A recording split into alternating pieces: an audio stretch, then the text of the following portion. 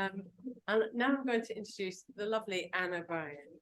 She's a Sunday Times best-selling author with more than a dozen historical fictions under her belt. In fact, I think we worked out this morning that the one that's coming next year is number 13 or something like that, which will not be unlucky, I'm sure. Her most recent novels draw inspiration from the Paston Letters, which Toby has mentioned, that wonderful sort of, perfect account of the life of a medieval family on the rise, I think, and a series of documents that historians and novelists have relied on heavily in terms of understanding what was going on in the 15th century. And it's a wonderful set of documents because, it's written by a kind of a regular mercantile family, so but they absolutely interact with the aristocratic power brokers of the time. So you do see that the 15th century from both sides of the table, as it were. And books have particularly focused on the 107 letters within the collection that focus on Margaret Paston, who is kind of the matriarch of the family. So yes, I'm going to ask her to come and talk to you about that. This is Mistress Margaret Paston when she's not terribly pleased with her husband. So starts a letter. To my right worshipful husband, John Paston, be this delivered in haste. But this is Margaret when she's feeling more kindly towards him. I greet you warmly and send you God's blessings and mine.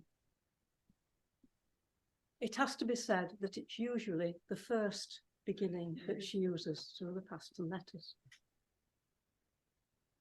I'm sorry, could you lift your voice a little, please? Yes, certainly, I will try. Yes, please say at the back and wave if you can't hear me. To start with, just a few words about the sort of historical fiction that I write and what I think many readers of historical fiction appreciate today. There are many readers of many people who enjoy history who wouldn't dream of picking up a heavy historical tome of whatever it was of the Roses, but they're very happy to read about the events in fiction and then say, I really enjoyed that and I know so much more about whichever people they're interested in. I will now go and pick up that heavy historical tome and find out more. Or these days, of course, they say, I will Google it and find out what I can. And I think this is vitally important because it keeps our history alive. And it makes sure that generation after generation, even when they say, I hated history at school, but I like it now, and they find people with whom they can connect. So for me, that is very important. So the sort of history that I think that I write, it needs characters who are engaging, that are empathetic. It doesn't matter whether the reader enjoys them or hates them or despises what they do or is critical of their lack of principle or are delighted when they are dead, or even if they fall in love a little bit with them. They have to engage with them rather than just reading about a person who does this and this and this and gets to the end of the book. There has to be emotion there. I also think that the relationships between the people in the book have to be gripping, and that there has to be an element of excitement there so the reader keeps turning the page. It doesn't have to be a battle. And I have to say, in my books, battles rarely figure, but it has to be a clash of ideology, perhaps, or a clash of temperament, or just a clash within a family and a loss of temper, and perhaps coming to blows. I think that is vitally important so that the reader can connect with it and think, I know exactly what that means. I am very careful about how much factual material I include. It's very easy if I or any other writer has an interest in a particular event or whatever it might happen to be, and puts page after page of information about this, when really it does not keep the plot ticking over. And here we come back to the page turning aspect of it. The plot has to be there and keep the reader engaged. And so, for example, in the 19th century, I think readers of historical fiction were very keen on the weather, you know, what was happening outside the windows. For me, that's not important. I might use weather to set a scene, but it's a paragraph and then on to the next event. And also the landscape. I'm not big on landscapes either. Again, setting a scene is fine, and where they might be riding or what the castle is like and whatever. But after that, I'm back to the conversation. And that for me is vital. Conversation between characters to develop their characters and to show how they react to people and to each other. And of course, the history has to be as accurate as you can get it. Not always easy when there are gaps, but I'll come back to that later. So the Paston family, why did I choose to write about them? Anybody who reads about the Wars of the Roses has come across them, because the menfolk of the Paston family, who were either at court or at the inns of court, or occasionally in a battle, commented on what was happening. Who was out of sorts with whom, who was in dispute over some legal affair, who might have an eye to the Paston property, and so they must keep an eye on them. And it comes throughout the whole set of letters. The letters came into our orbit in the 18th century when William Paston, who was the Earl of Yarmouth, died. He was the last Paston, and his whole group of family documents went to an executor. And the executor must have come across this cache of letters and thought, you know, from way back in the past, and thought, well, I'm not really very interested in these. And he handed them to a local historian.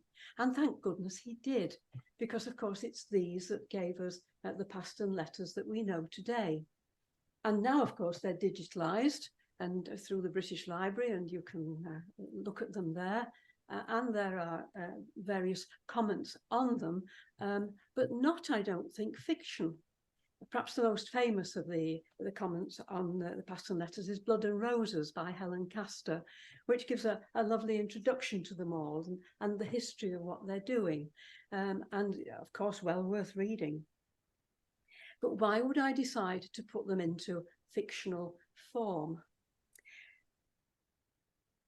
To start with, they give a remarkable drama about the rise to power of a family who might have gone unnoticed. Clement Paston, at the beginning of the 15th century, was a peasant. He liked to be described as a bondsman, but basically he had a small patch of land, a small mill on a poor river. And that was as much as we know about Clement Paston. But by the end of the century, Sir John Paston was being invited to court by Henry VII to welcome Catherine of Aragon to come to England when she was going to marry Prince Arthur. So within the 100 years, they'd made this tremendous step up from peasant to gentry. And it was not an easy step by any means. There is a lot of, you know, comings and goings along the way. But that, I thought, would be a wonderful project to attack, if you like. Something else about them is that within the letters, it's the role of women. It is so difficult sometimes to know what women were doing and thinking. We tend to know what they're doing if their husbands, fathers, brothers happen to mention it. But if they don't, then unless it's a small group, and there are some, of course, and we can all name them, people who've really come down in history as being very important women, but for a middling sort of family, there is very little chance of them making our horizon and saying, I am a very capable person and look at what I can do. And because of the Paston Letters, we can see that, and we can enjoy what these women were able to do. Yes, there were 421 letters discovered. I always wonder how many disappeared, how many were burnt, how many just never came into existence. Perhaps there is another cache somewhere. I doubt it, but you never know what will appear and where it might appear. But of the 421, 107 of them were written by Margaret Paston. Did she write them herself? No. She usually dictated them to either a clerk in the family or her priest. And it amazes me how willing she was to be honest in the sort of topics that she broached in these letters, considering that they were written by a third person. But she signed them herself quite often, but usually they were dictated. It's thought that perhaps she could write a little, but she certainly read better than she wrote. Now, her daughter-in-law, Marjorie Bruce, who married one of the John Pastons, she wrote her own letters. And so she was from a gentry family. She was a younger daughter. But it makes you think that perhaps there were far more women from these middling sort of families who could read and write than we know about, simply because we haven't got the evidence. And suddenly when it appears, there the evidence is. And so my books started with Margaret Paston, but eventually progressed from there to others in the family. But her letters were amazing. They are not letters about purely what I might call feminine interests. She did not write just about her children and about what they were wearing and about what she was lacking in the household and about recipes. She wrote about wills and disputes and military manoeuvres and about the terrible disaster of Caister Castle and the siege. It's all there. And Margaret was a multitasker par excellence, without doubt. She was a fascinating woman. And so because of that, because of the spread of what she was able to write about, I was hooked, if you like, and determined to write about her.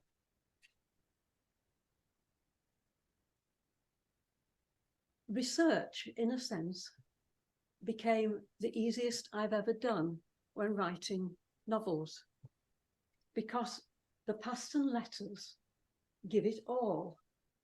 Yes, you have to do research on the Wars of the Roses that are rumbling around in the background and just occasionally come into the family story.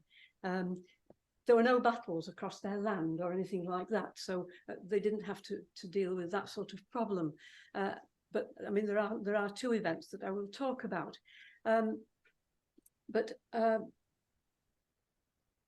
Sorry, I diverged there. What was I talking about before I went on to wars? Yes, the Wars of the Roses, sorry. You have to obviously research the Wars of the Roses and put the whole thing into context. But the letters give everything that you would like to know about this family, except for one thing, which I'm sorry about.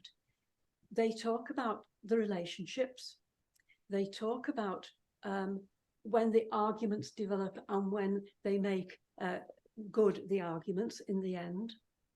They talk about marriages and getting the sort of marriages they want with families that are of vital importance.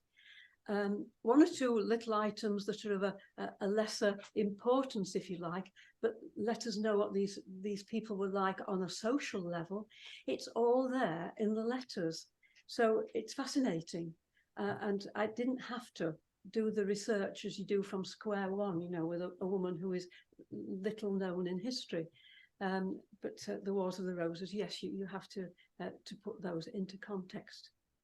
The one thing we don't know anything about is what they looked like. There is nothing. There are no portraits, of course, because there rarely are in this stage of history, and certainly not of people of this lower class of people. There is nothing, but neither are there descriptions in the letters. The only thing we do know is something about what they were wearing, and so I had to make the most of that. Elizabeth Paston is the one who married out into the gentry fairly early, and her letters and the inventories that she writes and the gifts she gives to people are about her clothing made of damask and velvet and trimmed with marten and sable and once ermine. And so we get an impression of a very well-dressed, very influential woman. This isn't Margaret Paston and her children. She ordered things like broadcloth and frieze, and old garments were cut up to make new ones for the children. So she wrote a letter to her husband John in London to send all his old shirts home so that they could be cut up and restitched. And so they were obviously not dressed in the height of fashion. And fine, we wouldn't expect them to be so. She was very keen on getting an order from London of something that she wrote down as Mustardevillers, which is a corruption of Montevilliers, which is the town where it was made, and it was a soft grey cloth. She complained bitterly about a gown she had of green Lierre, which again was a woolen cloth, and she said she'd worn it for so long and she couldn't bear it anymore. And so it's things like that that shows the sort of woman she was, but we know nothing else about what any of them looked like. So the characters in this story that are there in the books. Margaret, the matriarch, determined, strong-willed, a clever woman, quite a devious woman in getting her own way. Her mother-in-law, Agnes, a woman driven by a need for revenge. She was a bitter woman for most of her life, and got into difficulties with her local people locally, and with the local vicar, and with her family as well. I'll mention why later on. Elizabeth, the daughter who married well, oh, she suffered when she was a young girl. Her mother, Agnes, beat her and locked her up, and complained bitterly that she couldn't get a good marriage for her. It wasn't Elizabeth's fault. It was to do with who had enough money and enough background influence to be a suitable bride for a Paston. But the poor girl was bitterly treated, and in the end was sent to London to stay with Lady Pole, just because Agnes said she wanted her out of her hair. This was often done, sending daughters out from the Paston household. And so off she went to London, and there she met Sir Robert Poynings and married him and did very well out of it. Sadly, he died in the Second Battle of St. Albans, but Elizabeth married again, Sir George Brown, and so kept her gentry status and did nicely out of it. An interesting character. Then there is Marjorie, Margaret's daughter, the one who caused all the scandal because she wanted to marry the family bailiff. Come back to her. Oh, this was a terrible thing to do. The Johns. John, the father, and his eldest son was John, and his second son was John. It is a nightmare for a writer of historical fiction. History calls them John 1, John 2, and John 3, which is the easy way to do it. But you can't do that. So it was a case of, Margaret's husband was John, because he's the first one who appears in the story. The eldest son became Sir John, because he's knighted fairly soon and is a very flamboyant character at court, very flirtatious, with an eye to the women. And he loved tournaments and riding, against Anthony Woodville and people like that. He was Sir John. And then the younger Sir John, he was given a nickname. He became Jaunty because it seemed to fit him quite well, and he needed a name. Marjorie's another problem. Margaret had Marjorie, her daughter, and Marjorie, her daughter-in-law.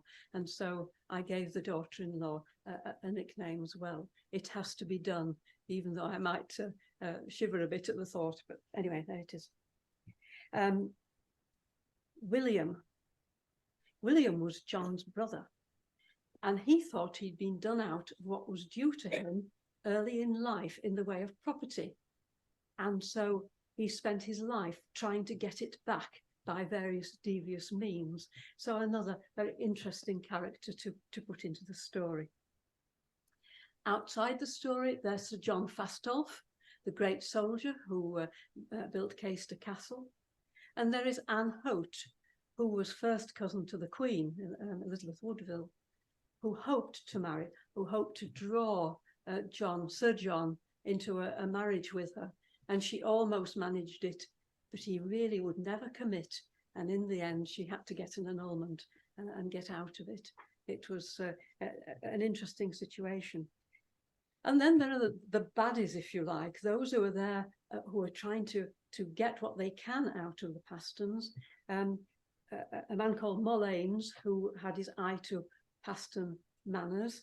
The great magnates, Suffolk and Norfolk, who were the real problem area, and the Yelverton family, who again became very strong enemies of the Pastons. So looking for characters, they're all there, and they're all genuine, and they're all intent on either being family or being hostile to the family. And it's impossible not to enjoy writing about them, to enjoy them as characters.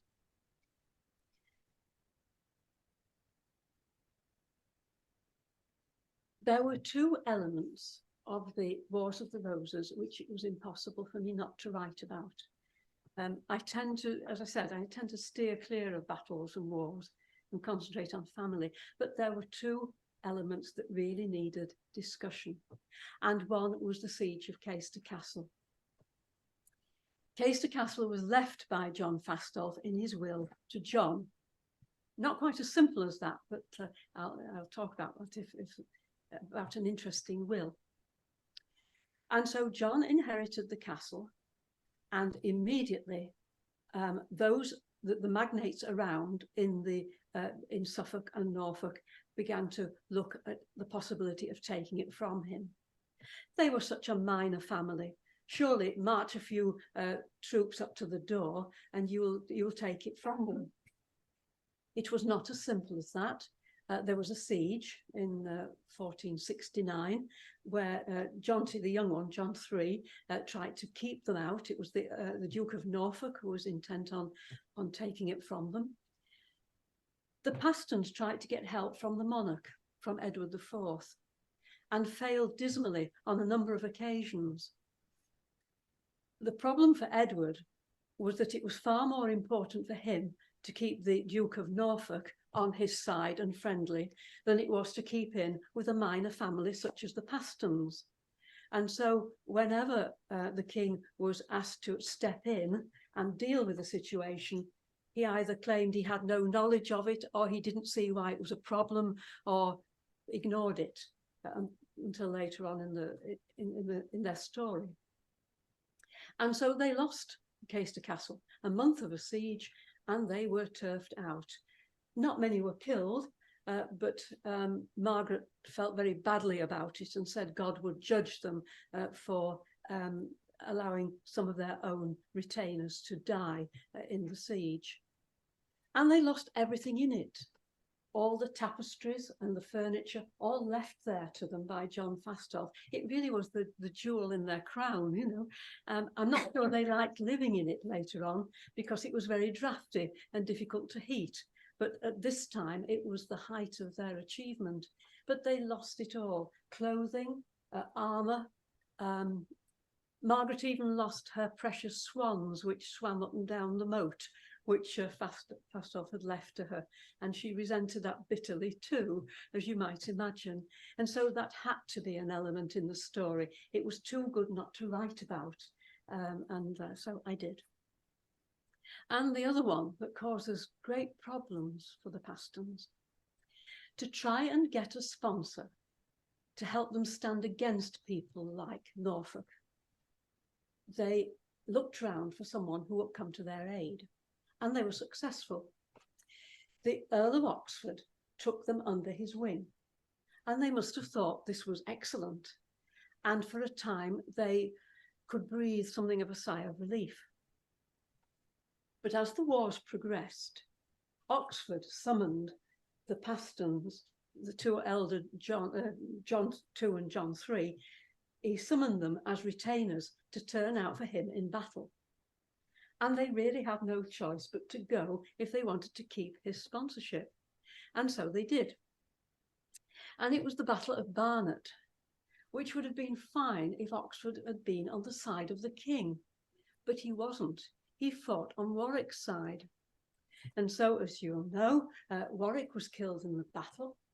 The Earl of Oxford fled for his life to the continent, and Edward emerged triumphant, and it left the Pastons guilty of treason, John II, John III, and their uncle William. And they lived for some time unsure of whether they would lose all their land, all their property, or even feel the axe breathing against their neck, you know. They survived in the end. Edward decided they were far too useful a legal family to perhaps execute them. But it was no easy time of their history when they were so unsure of where it would go next for them. So something else that I had to write about with the Battle of Barnet. Status was king for the Pastons and for everybody. John I, Margaret's husband, spent 3 sessions in prison in London, in the Fleet. He hadn't really done anything wrong. It was organised by his enemies, by the Yalvertons particularly. And on one occasion, he was accused of being a mere bondsman. And so what was he doing, claiming any rights at all in society? And so in his 3rd situation in prison, he was allowed a servant and he could do his work. It wasn't living in a dungeon by any means.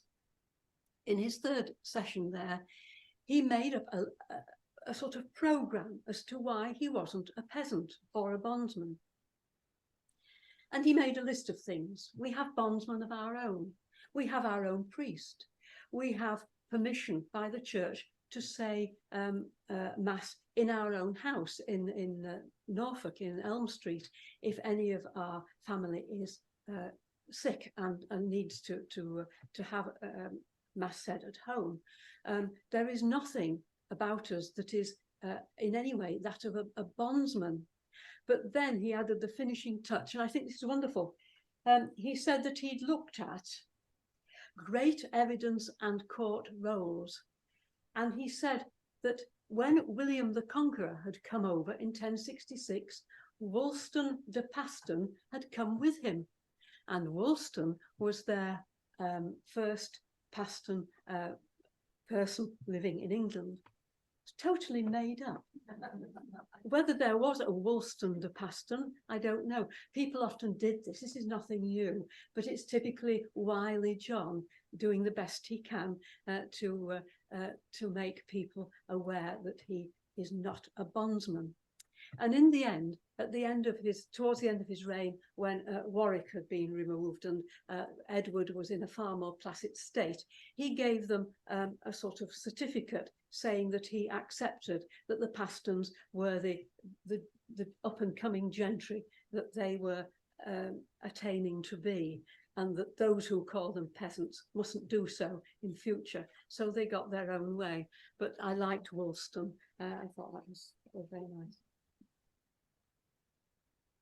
You would think that wills were very dry material for a novel, and I would agree.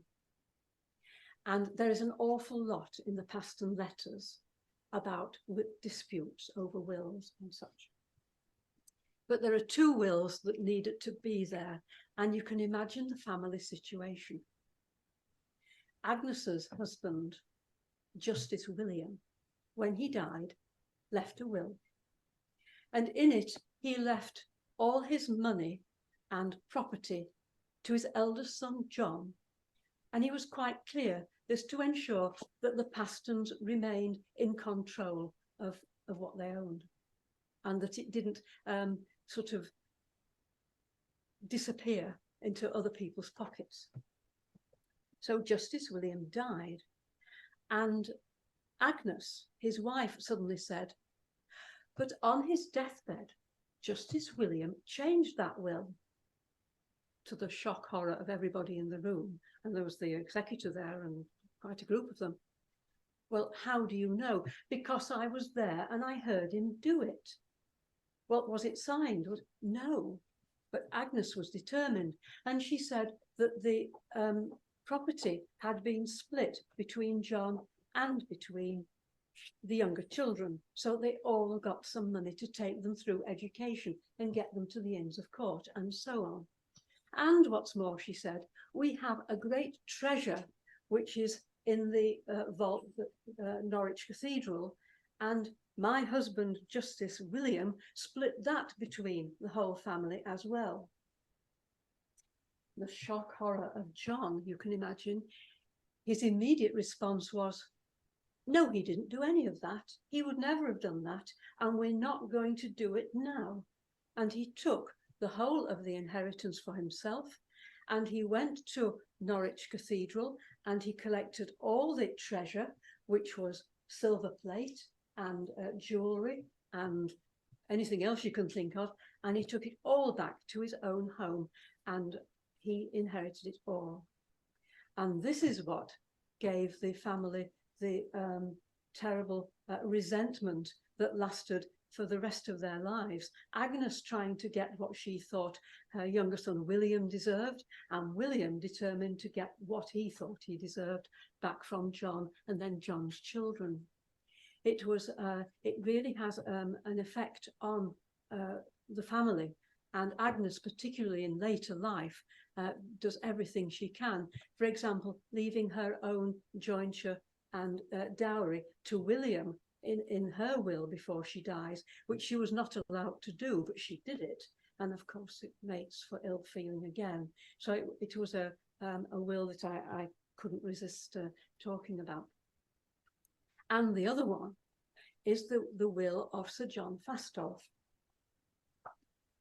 When he wrote his will before he died, all his property was to be sold, and the money was to be given to various charities, except for one item of it, one itemized group of it, which was to set up a chantry to pray for John Fastolf's soul and those of his wife and his hangers-on, if you like. And there were 10 executors who were to see to all this. Right, all very straightforward. When Sir John died, the only people at his bedside were John Paston and the family priest. And once he was dead, John Paston had a new will written out, which he had been scribbling down, he said, while Sir John dictated this new one while he was dying. And so it was all there on this new will. There was no seal on it. John Paston said that the seal had remained on Sir John's hand and he had not sealed it, but the priest could verify that it was true. What's more, all the land in this will, all the property, was to go to John Paston because he would keep it together and he would ensure that the chantry was set up in the name of Sir John Fastolf. And the 10 executors, they were all dismissed and had nothing to do with what went on. You can imagine the reaction of the 10 executors, who would have got quite a lot out of the original will. And one of these families was the Yelvertons, who after this had nothing good to say about the Pastons. And so this again was a will that caused never-ending dispute and bad feeling. And of course, although John was delighted that he'd got his castle out of it, it caused them a lot of hassle too. I can't talk about the Pastons without talking about marriages, because status meant everything. The marriage of the Paston daughters particularly was vitally important. Margaret Paston and Agnes Paston were both from gentry family, and they both inherited land. So both of them were much higher born than their Paston husbands. It was then a case of Margaret and the family ensuring that her daughters, Marjorie and Anne, married well. And I mentioned Marjorie, who was the one who fell in love with the bailiff, Richard Calais.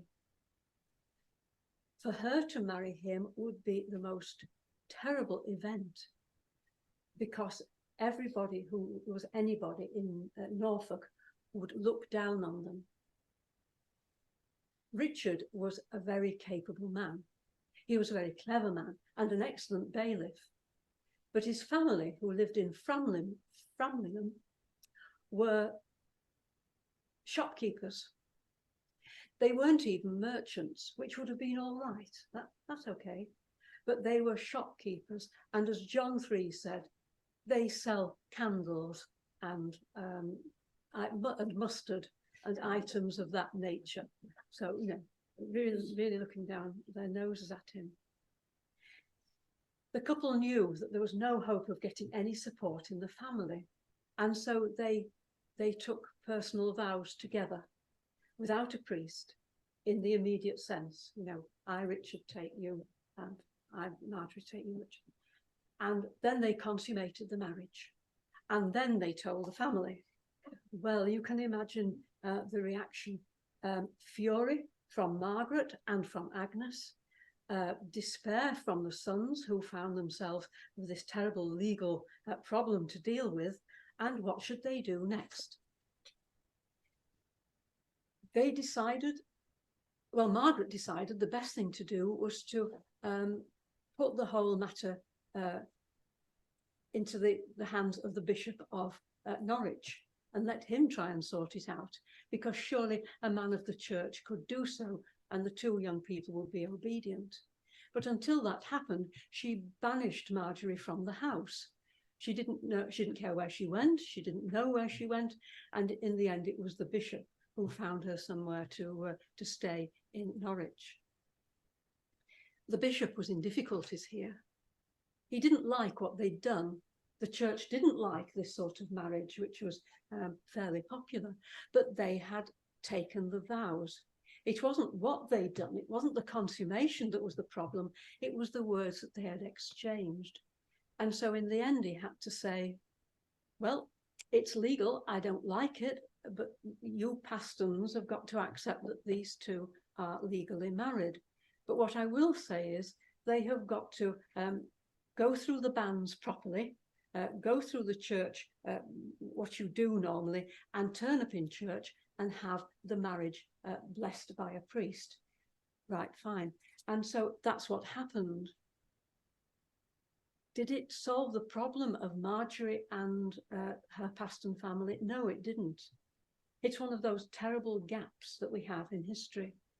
Was there a reuniting of Margaret and her daughter? Not that we know of.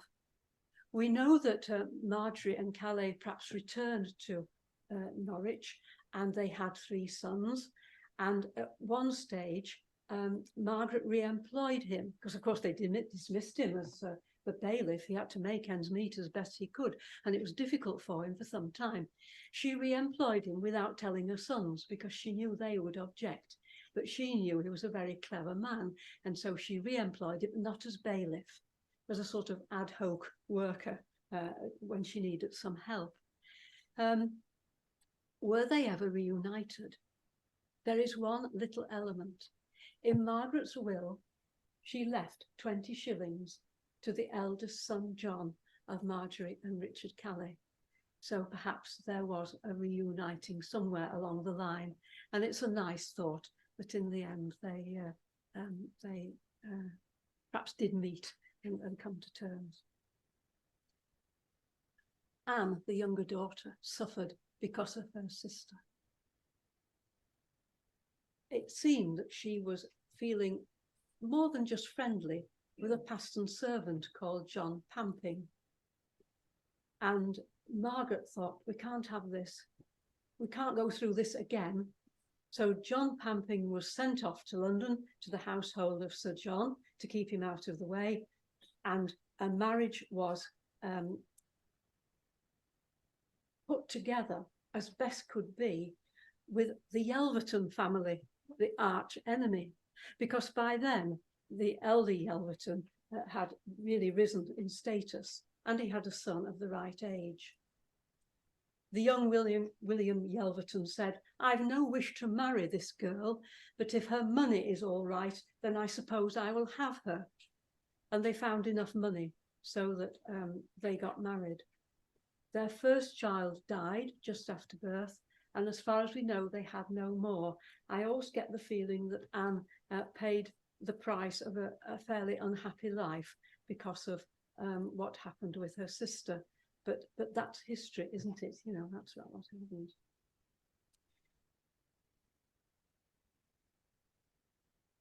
Before I finish, just one or two things I'd like just to read. Not long, don't worry. Just to give you an idea of these people, what they were like. I said that they were multitaskers.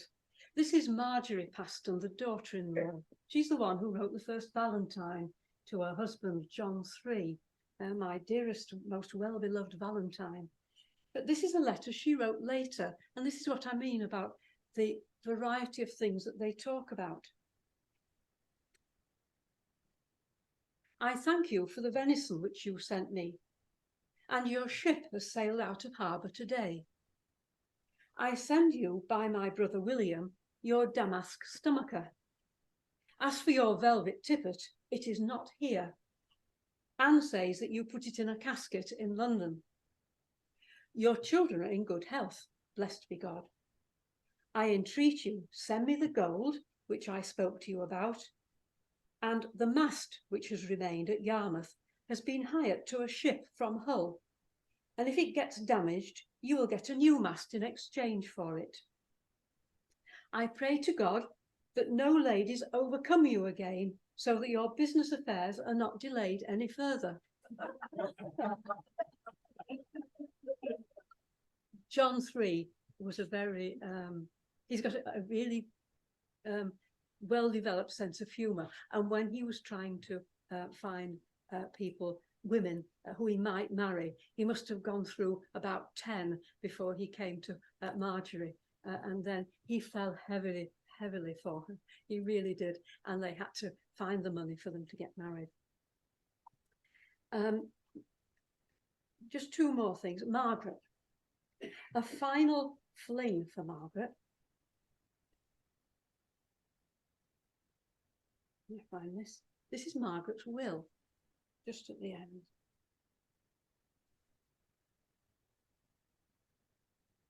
Somewhere.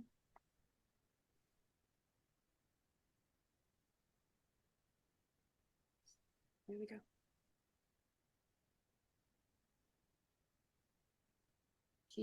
She ends her will. She says she wants a new aisle to be built on the church at Mortby, which was her own dower property. A new aisle, newly roofed, new glass windows, newly floored, and here she wants her tomb. And she says, upon the stone of my grave, I want 4 escutcheons set in 4 corners. The first one of me and my husband, my departed husband. The second one, me, the arms of Mortby and Burney, which is another family group. The third one, the arms of Mortby, another one, and Levain. And fourthly, the arms of Mortby and the Beechams. And in the middle of it, I want set an escutcheon of only my arms of Mortby, with my name under it, and the words, "In God is my trust." And so at the end, poor John Paston is pushed to one far corner, and the whole tomb is all about the Mortbys and Margaret, which perhaps shows what she thought about this marriage from the very beginning, that she was better than they were, and she would have a tomb. John was buried in Bornholm Priory. There wasn't a problem about where it was buried, but Margaret wanted her own, in her own aisle, in her own church, with her own escutcheon in the middle. It's no longer there. We can't see it. There's a blue plaque, but everything was destroyed. And I talked about multitasking. This sums up perfectly the Pastons. And this is Agnes. In fact, I don't need to read this one. I think I know it. It's at a time when Margaret Paston, as Margaret Mortby she was, has just been introduced into the family as the new bride. And Agnes writes to Justice William, "I will be pleased if you will send me 2 gold threads for my hair. Your fish pools are doing very well." And for some reason that trickles my sense of humour. This is how they think of life. And that's the Pastons. I think they deserve to be put into fiction so that far more people can enjoy them and the sort of people they were.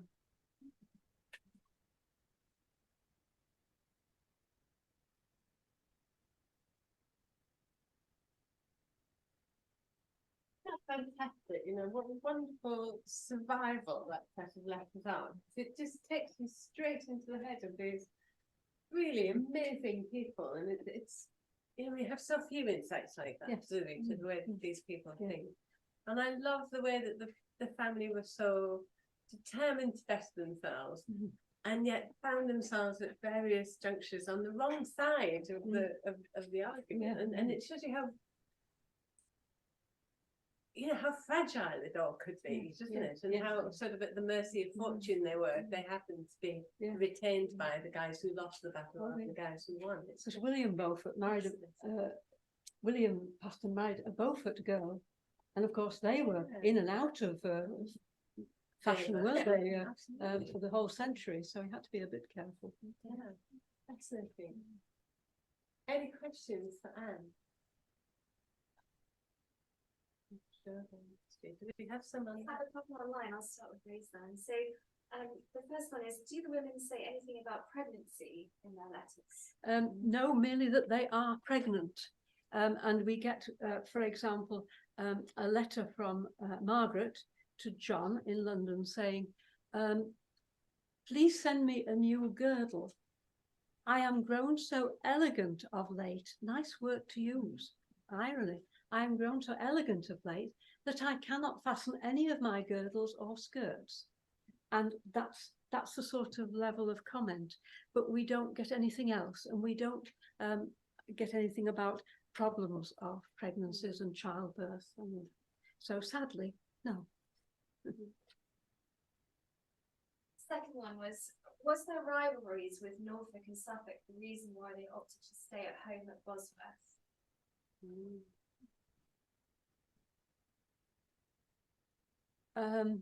I think Sir John, John III as he was then, I think it was far more basic than that. I think it was just crafty cunning. Keep your head down and wait and see what happens. He had a choice. He could join either side. Elizabeth Paston's son, the Poyning son, he came back with Henry VII and fought for them. And of course, the Pastons could choose which side. And I think he thought, I'd be foolish at this. Keep your head down, wait and see what happens, and then make a decision. And that's exactly what he did. Yeah. Because it wasn't demanded of him to fight. It wasn't, no. It wasn't. With the Earl of Oxford, no, it wasn't. He wasn't asked to do either. And so he didn't. Yeah. How sensible. Crafty. Yes. Yes. Yes. I think from a modern view, it's sometimes quite difficult to look back at people of the past and not judge them with our modern standards and our modern understanding of the world. How easy is it for the writer to be able to show the people in your books as either heroes or villains using the standards of the time? So where actions may not have been portrayed as cruel or harsh back then, we may see them that way now. So how do you approach making your heroes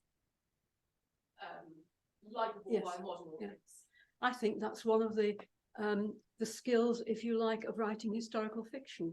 You have to do that, because if you start putting our modern thoughts about battle, about torture, about cruelty, about treatment of children, whatever it is, if you start putting that onto them, then it changes the history and it destroys what you're trying to do, which is to produce a picture of how they lived then. To be fair, Agnes beating her daughter was thought to be cruel then. And so there is no problem with that. She was taken to task by Margaret, for example, who said, you're treating her very badly, find her a husband, sort of thing. But the other things, the battle, yes, you've got to accept that this is how it was, and not write in my 20th century,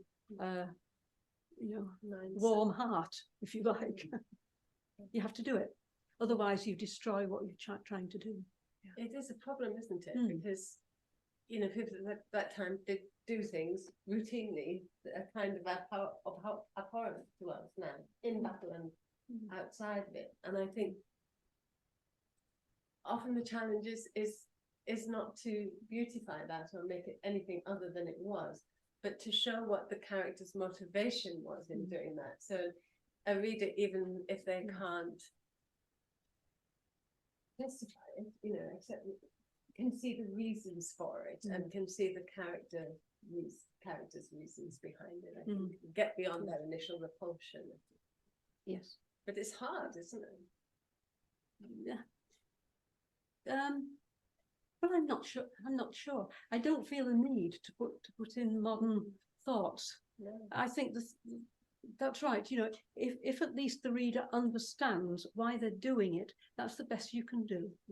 And that's what I try and achieve. Yeah. Yes. There are obviously set of Paston Letters is obviously very important. Are there any other examples? Because you get the feeling that there must have been other going on around the country involving families in the same way as the Pastons had this complex life. Yes. Are there any other examples, or is it just one tiny snapshot that we have? I think it's a tiny snapshot, and how fortunate that they just happen to be there. And the other sad thing is that come the end of the century, the letter writers were dead, and so the letter writing stops.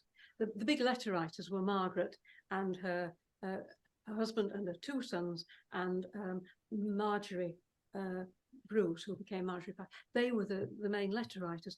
Once they'd gone, there was nobody, it seems, who were interested in taking up the letter writing. We don't know how many disappeared. We often get letters where it says, destroy this letter. It's like a spy story, isn't it? Destroy this letter so that it cannot be read by anybody else.